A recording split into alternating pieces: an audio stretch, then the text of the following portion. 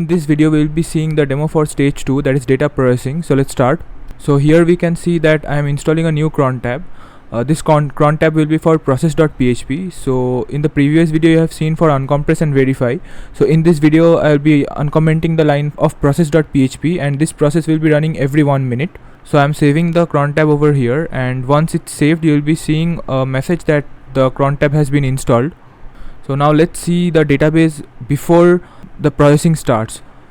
So if we take a look over here, we can see that currently there is only one document that has been processed, and in the table sentence we can see there is 106 sentence, and in the other tables also there are some n-grams and n-gram count and n-gram in sentence. So once this cron job will be running for around 15 minutes, then these numbers will be changing, and I will be also explaining how the cron exactly works. So let's do that.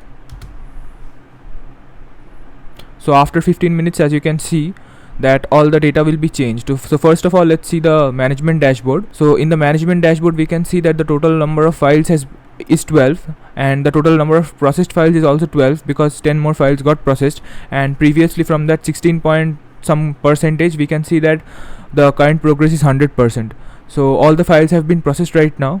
So let's see the database and understand how everything worked over there.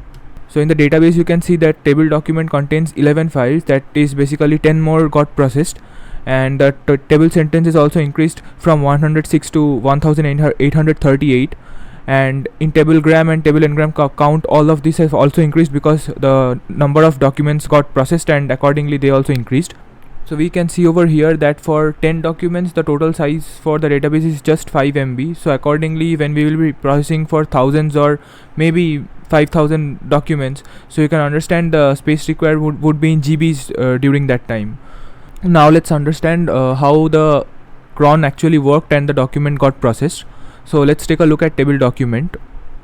So in table document, as you can see, just take a look at the 2F9A document. So here we can see it started at 16:29:01 and went till 16:30:19. That means it took more than 1 minute for processing this document, and accordingly in the next document we can see that in 59B2CA that started at 31:01.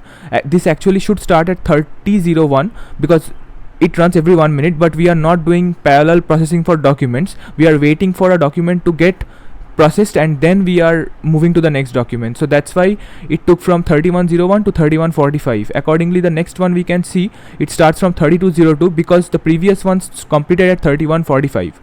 So it starts immediately at the very next minute. So this way the cron actually works in the backend. So the conclusion we can draw from here is that if a document takes around 4 minutes 5 seconds for processing, then the very next document will be starting from the 5th minute.